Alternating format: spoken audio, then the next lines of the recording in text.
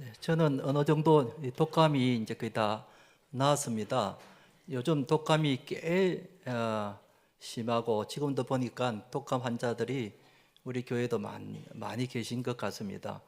여러분도 독감에 조심하시기 바랍니다. 그동안 약을 먹고 좀 쉬었더니 저는 이제 괜찮아졌습니다. 그런데 그 약 성분이 그래서 그런지 이게 약을 먹으면 사람이 이렇게 맥이 없어지고 자꾸 이렇게 졸음이 자꾸 와요. 졸음이. 혹시 제가 이게 설교하다가 졸면은 여러분 저를 좀 깨워주시기 바랍니다.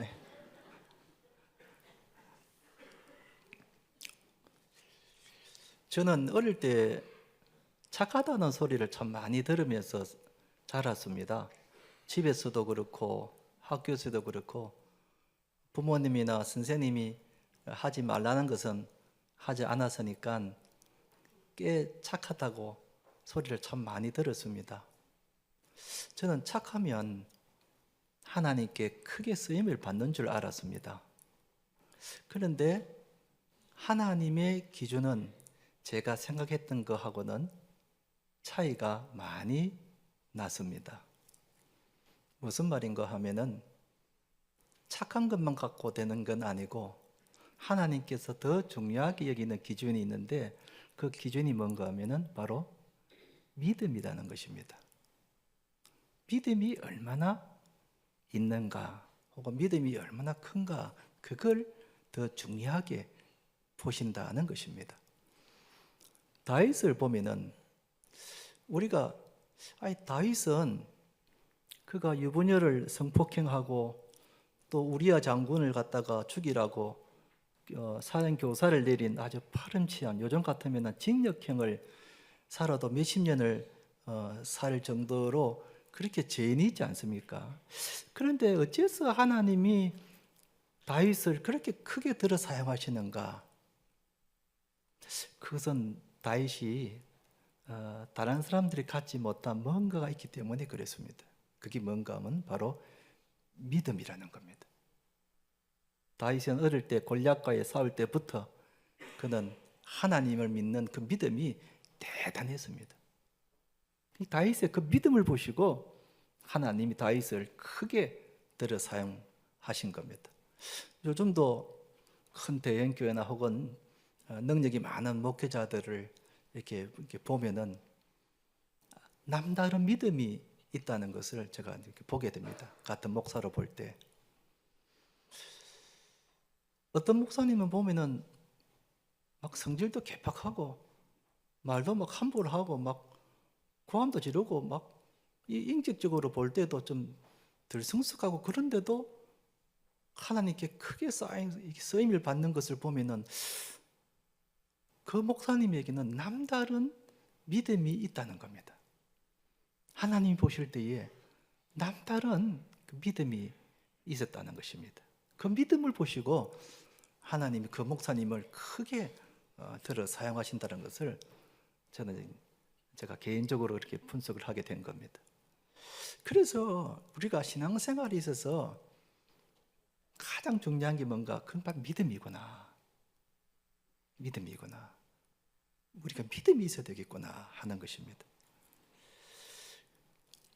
그런데 우리 믿음이 평소에는 잘 나타나지 않습니다. 다 믿음 좋은 것 같이 보입니다. 이렇게 보면 여러분들도 믿음이 다 괜찮은 사람처럼 그래 보입니다.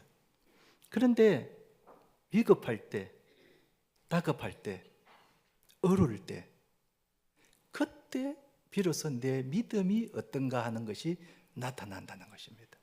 그때 내 진짜 믿음이 나타난다는 겁니다. 우스갯소리를 하나 해드릴게요. 어떤 사람이 절벽에서 떨어지는 꿈을 꿨습니다. 절벽에서 떨어지다가 나뭇가지가 있는 그걸 좀 붙잡았습니다. 얼격들 잡았는데 살은 겁니다. 살긴 살았는데 이게 두 손이 나무를 쥐고 있으니까 점점 시간이 갈수록 힘이 빠질 거잖아요. 이걸 놓아버리면 추락해서 죽게 되는데 이 사람이 고함을 친 겁니다. 소리를 친 겁니다. 사람 살려요! 사람 살려요! 그거 누구 없어! 사람 살려요! 하고 막 소리를 쳤습니다. 그러자 조금 있다가 소리가 들렸습니다. 나 여기 있다 한 소리가 들리는 겁니다. 이 사람이 너무 반가워가지고 누굽니까? 누굽니까? 그랬더니 나는 내가 믿고 있는 하나님이다 하는 거예요. 아이고 하나님 저를 좀 구해주십시오. 빨리 저를 좀 구해주십시오. 제가 죽겠습니다. 그래 내가 너를 구해주마. 내가 붙잡고 있는 손을 놔라. 그러면 내가 너를 싹 안아서 너를 구해주마. 이렇게 이야기했습니다. 그러자 이 사람이 머뭇거리지만은 손을 놓지 않는 겁니다. 그러니까 하나님이 한 번 더 안타까워서 네 손을 놔라니까. 손을 놓으면 내가 너를 구해주마. 손을 놔라. 그랬더니 이 사람이 생각하더만은 뭐라고 소리치냐면 거기 하나님 말고 다른 사람 없습니까? 그러는 하나님을 못 믿겠다는 겁니다. 하나님 못 믿겠다는 겁니다. 손 놓으면 내 죽겠다는 겁니다. 하나님을 못 믿겠다는 겁니다. 우리의 모습이 아닌가 생각합니다. 우리가 평소에는 주님이 나와 동행하신다는 것을 믿습니다. 그런데 내 뜻대로 안 되고 일이 잘 안 풀릴 때 정말 믿음이 흔들립니다. 정말 주님이 계신 거 맞는가? 정말 주님이 나를 사랑하시는 거 맞는가? 정말 주님이 내 기도를 들으시는 거 맞는가? 믿음이 흔들립니다. 예배를 잘 드리는데 일이 잘 안 풀립니다. 그렇게 간절히 기도했는데도 기도가 응답이 잘 안 됩니다. 내가 누구보다도 열심히 교회를 위해서 헌신하는데 갑자기 중병이 걸립니다. 그럴 땐 누구든지 믿음이 흔들릴 수가 있습니다. 그래서 우리에게는 믿음이 굳게 서야 하는 것입니다. 그래서 금년표를 믿음에 굳게 서자로 정한 겁니다. 한번 따라합시다. 믿음에 굳게 섭시다. 그러면 믿음에 굳게 서자는 것은 무슨 뜻인가? 오늘 믿음에 굳게 서는 것이 어떤 것인가를 잘 소개하는 한 본문을 읽었습니다. 사랑하는 성도 여러분, 금년에는 우리가 어떤 경우에도 믿음에 굳게 서는 우리 성도님들 되시기를 주님의 이름으로 축원드립니다. 첫째로 어떤 믿음에 굳게 서야 하는가? 그것은 주님이 언제나 나와 함께 하신다는 믿음, 이 믿음 위에 굳게 서야 한다는 겁니다. 하루는 예수님께서 제자들에게 우리가 갈릴리 호수 저편으로 건너가자 하셨습니다. 그래서 제자들은 예수님과 함께 배를 타고 갈릴리 건너편으로 가고 있었습니다. 가면서 제자들은 예수님이 자기와 함께 가니까 당연히 배가 안전하게 잘 갈 것이라고 생각했습니다. 누구도 의심하지 않았습니다. 그런데 갑자기 큰 강풍이 부는 겁니다. 갈릴리 호수는 지형상 강풍이 자주 분다고 합니다. 왜냐하면 북쪽에는 가장 높은 산 헬몬산이 있고 그 밑에 갈릴리 호수가 있는데 지형이 낮아서 그 기압 차이로 자주 이렇게 강풍이 분다고 합니다. 그런데 그날은 유달리 기압 차이가 커서 그런지 큰 강풍이 불었다 그랬습니다. 그런데 이상한 것은 예수님이 타고 계셨는데도 강풍이 불었다는 사실입니다. 제자들은 생각도 못했을 겁니다. 예수님과 함께 타고 가니 강풍이 불 거라고는 전혀 생각을 하지 못했을 것입니다. 오히려 배가 침몰할 정도로 갈릴리의 그 물결이 바다 그 배 안으로 들어와 가지고 배가 침몰할 정도로 큰 강풍이 불었다. 분명 예수님과 함께 가자 그래서 갔는데 이런 어려운 일이 생긴 겁니다. 성경에 보면은 이런 일이 들어 있지요. 아브라함의 경우도 그랬습니다. 아브라함이 70세 되는 날 하나님께서 아브라함에게 너의 친척 고향 아버지 집을 떠나 내가 내게 지시할 땅으로 가라 그랬습니다. 그러면서 내가 너로 큰 민족을 이루고 너를 장대하게 해주겠다. 가만히 있는 아브라함에게 하나님이 불러서 느닷없이 가나안 땅으로 가라고 그럽니다. 그리고 가면 내가 크게 축복해 주겠다고 그렇게 말씀했습니다. 그래서 아브라함은 갈 바를 알지 못하지만 하나님의 말씀만 믿고 붙잡고 가나안 땅으로 갔습니다. 그런데 진작 가서 보니 그 가나안 땅은 기근이 들어서 농사를 지을 수 없는 흉년이 왔다 그랬습니다. 아니, 하나님이 가라고 해서 갔는데 그 땅이 기름지고 농사가 잘 될 줄 알았는데 정반대의 흉년이 들어서 먹고 살 수가 없어서 결국 애굽으로 내려간 것 아닙니까? 이건 우리들도 마찬가지라는 겁니다. 분명 주님이 우리와 함께 하신다고 하셨는데 우리 인생에 때로는 큰 강풍이 분다는 겁니다. 어떤 사람은 큰 질병의 강풍이 불기도 하고, 어떤 사람은 경제적인 어려운 강풍이 불기도 하고, 때로는 실패의 강풍이 불기도 한다는 겁니다. 분명히 주님이 나와 함께 하신다고 했는데도 불구하고 우리 인생에 큰 강풍이 분다는 겁니다.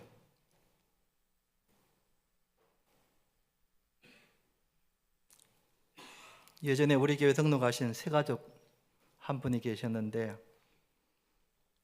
처음에는 열심히 교회를 나왔습니다. 예수님 믿는다고 하면서 열심히 주일 예배를 잘 나왔습니다. 그런데 아들이 교통사고를 당한 겁니다. 물론 크게 다친 건 아니지만 차가 완전히 이렇게 찌그러질 정도로 교통사고가 났습니다. 그때부터 교회를 안 나오는 겁니다. 그래서 신방을 가서 이렇게 물어봤더니 하는 말이, 목사님, 하나님이 지켜주신다고 하셨는데 왜 우리 아들이 교통사고를 당했느냐는 겁니다. 분명 하나님이 우리 아들을 지켜주셔야 되는데 왜 지켜주지 않아서 교통사고가 나게 했느냐 하는 것입니다. 그래서 나는 하나님을 믿을 수 없습니다. 이제 시험이 드는 거죠. 믿음이 깊지를 못하니까 이런 경우에 많은 사람들이 믿음이 흔들리게 되는 거죠.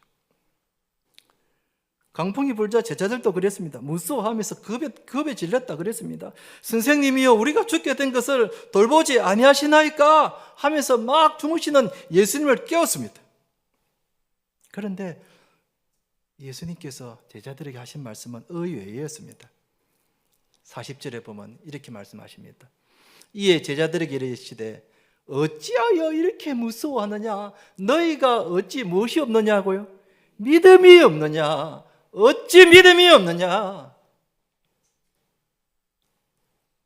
오히려 예수님이 제자들을 나무라셨습니다. 내가 너희와 함께하고 있지 않느냐 하는 거다. 내가 너희와 함께하고 있는데 왜 그렇게 겁을 내고 무서워하느냐, 왜 이렇게 믿음이 없느냐 하는 겁니다. 사실 제자들이 믿음이 없었던 것이 아니었습니다. 여러분, 제자들이 자기 직업을 버리고 부모를 버리고 가정을 버리고 예수님을 따라갔으니 믿음이 없다고는 볼 수 없지요. 그런데 강풍을 만나자 믿음이 흔들린 겁니다. 강풍을 만나자 믿음이 흔들린 겁니다.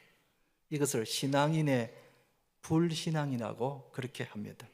믿는 사람도, 예수님을 믿는 사람도, 평생을 예수님을 믿는 사람도 인생에 다급한 일을 만나면은 불신자처럼 생각하고 행동할 때가 있다는 겁니다. 있다는 겁니다. 믿음이 흔들릴 때가 있다는 겁니다. 저는 고등학교 시절에 열심히 신앙생활을 했습니다. 주일 오전 예배 어른들과 함께 드리고, 점심 먹고 오후에 고등부 예배를 드리고, 또 토요일마다 있는 학생 기도에 참석을 하고, 그리고 성경도 열심히 읽었고, 또 교회를 안 나오는 친구들 집에 제가 대신 가서 신방도 하고, 참 신앙생활을 열심히 했습니다. 제가 생각해도 참 기특할 정도로 참 신앙생활을 모범적으로 참 잘했습니다. 고3이 되었습니다. 대학 입시 시험을 쳤습니다. 여러분, 이렇게 신앙생활을 잘하는 아이라면은 대학에 합격을 해야 될까요? 아니면 합격하지 못했을까요? 대답하기 곤란하십니까? 저는 될 줄 알았습니다. 저는 합격할 줄 알았습니다. 이렇게 신앙생활을 열심히 했는데 하나님께서 나에게 합격의 은혜를 내려주지 않겠느냐, 나는 정말 철석같이 믿었습니다. 그런데 그 해에 떨어지고 말았습니다. 그때 그 낙심한 마음은 이루 말할 수가 없습니다. 그때 불신자였던 저희 어머니가 저보고 하는 말이, 봐라, 네가 믿는 하나님 어디 있냐? 그거 다 소용없는 일이라. 네가 믿는 하나님 어디 있냐? 그때 저도 믿음이 흔들렸었습니다. 물론 그 다음 해에 하나님께서 더 좋은 대학으로 저를 인도해 주시는 바람에 그때 하나님의 뜻이 있었구나 하는 것을 제가 1년 뒤에 알게 되었습니다만은, 그러나 그 당일날에는 저도 굉장히 낙심되었고 믿음이 흔들렸었습니다. 여러분, 우리 인생이 평소에는 믿음이 어느 정도인 가 잘 모릅니다. 그런데 인생의 강풍이 불면 내 믿음이 어떤 믿음인가를 알 수가 있는데, 그때 굳건한 믿음을 갖고 있어야 된다는 겁니다. 우리가 인생의 강풍이 불 때에 어떤 믿음을 갖고 있어야 되는가? 예수님이 나와 함께 하신다는 그 굳건한 믿음을 갖고 있어야 된다는 겁니다. 아무리 인생의 강풍이 불어도 주님이 나와 함께 하신다는 굳건한 믿음을 갖고 있어야 하는 것입니다. 아멘. 보라, 내가 세상 끝날까지 너희와 항상 함께 있으리라 하신 이 주님의 말씀을 우리가 굳게 믿어야 하는 겁니다. 나를 지으신 분이 하나님이시고, 나를 구원해 주신 분이 하나님이시고, 나의 인생의 길을 인도하시는 분이 하나님이시라는 것을 우리는 굳게 믿어야 하는 것입니다. 지금도 주님은 내 인생의 길을 인도하고 계신 줄로 믿으시기 바랍니다. 여러분, 다윗이 시편 23편에서 내가 사망의 음침한 골짜기로 다닐지라도 해받을 것을 두려워하지 않을 것은 주께서 나와 함께 하심이라. 사망의 그 길 가운데서도 두려워하지 않았던 것은 주님이 나와 함께 하신다는 그 믿음, 다윗이 그때부터 그 믿음을 갖고 있었다는 겁니다. 하나님이 다윗의 그 믿음을 보시고 내 마음에 합한 자라고 이야기를 한 거예요. 여러분, 우리에게 이런 굳건한 믿음이 있어야 됩니다. 2025년도를 살아가면서 때로는 평온한 길을 갈 때도 있지만 때로는 인생의 강풍이 불 때가 있을 때입니다. 여러분, 그럴 때 제자들처럼 무서워하고 두려워하지 말고 주님이 나와 함께 하심을 보고, 주님이 나와 함께 하심을 믿으시고 마음의 평안을 가지시고 주님을 의지하시기 바랍니다. 그래야 우리가 굳건한 믿음을 가질 수가 있는 것입니다. 한번 따라합시다. 주님이 언제나 나와 함께 하십니다. 아멘. 2025년도에는 어떤 경우라도 주님이 나와 함께 하심을 굳게 믿는 우리 성도님 되시기를 주님의 이름으로 축원드립니다.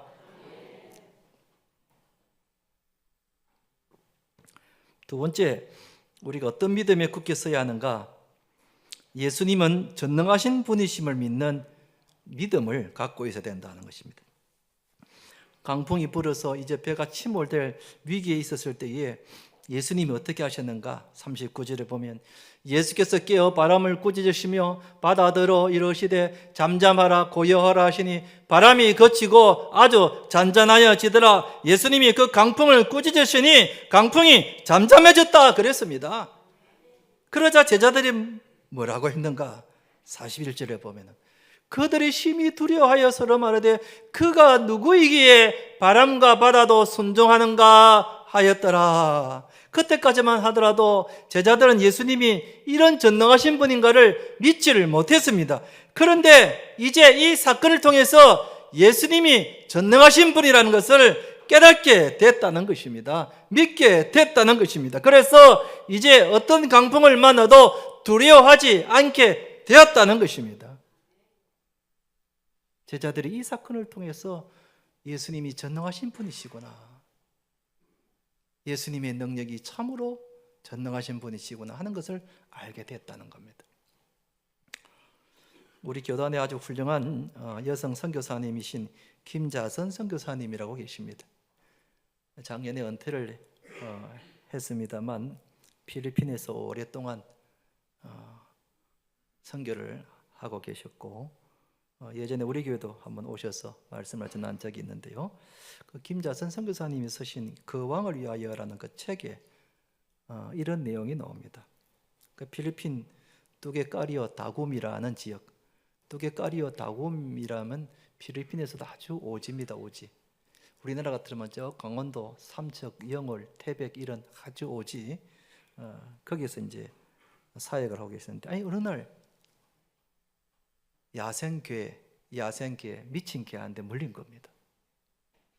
여러분, 미친 개한테 물리면 뭐도 없다 그럽니까? 약도 없다 안 그럽니까? 그죠? 미친 개한테 물린 겁니다. 그 필리핀에 위생이 제대로 되지 않는 그 지역에 미친 개한테 물렸으니 얼마나 다급한 일이 생겼습니까? 그래서 얼른 급히 병원에 입원을 했습니다. 병실에 누워서 선교사님이 곰곰이 생각을 해봤답니다. 왜 이런 일이 일어났을까? 고요히 기도하면서 그가 하나님의 뜻을 묻게 되었는데, 하나님이 두 가지 뜻을 보여주시더랍니다. 하나는 쉬게 하기 위해서. 그동안 이 선교사님이 너무 일에 몰두하고 너무 지쳐 있으니까 하나님이 강제적으로 이렇게 하지 않으면 쉬지 않으니까 강제적으로 해서라도 병원에 와서 좀 쉬게 만들려고 하기 위해서 개에게 물리겠다. 두 번째 이유가 이제 큰 이유인데, 이 사건으로 인해 가지고 그 뚜게까리오 다굼 지역의 사람들이 김자선 선교사님을 다시 보게 되었다는 겁니다. 왜냐하면은 미친 개한테 물리면은 약도 없다, 이게. 그야말로 치명적인 병에 걸리게 되고 사람이 정신을 잃게 되고 그렇게 되는데, 그 미친 개한테 물렸는데도 이상이 없는 것을 보니 하나님이 지켜주신 것임에 틀림이 없다는 겁니다. 분명 하나님이 지켜주신 것임에 틀림이 없다. 그래서 그 소문을 들은 다굼 지역의 원주민들이 하나님을 믿게 되었다는 겁니다. 그 사건을 통해서. 여러분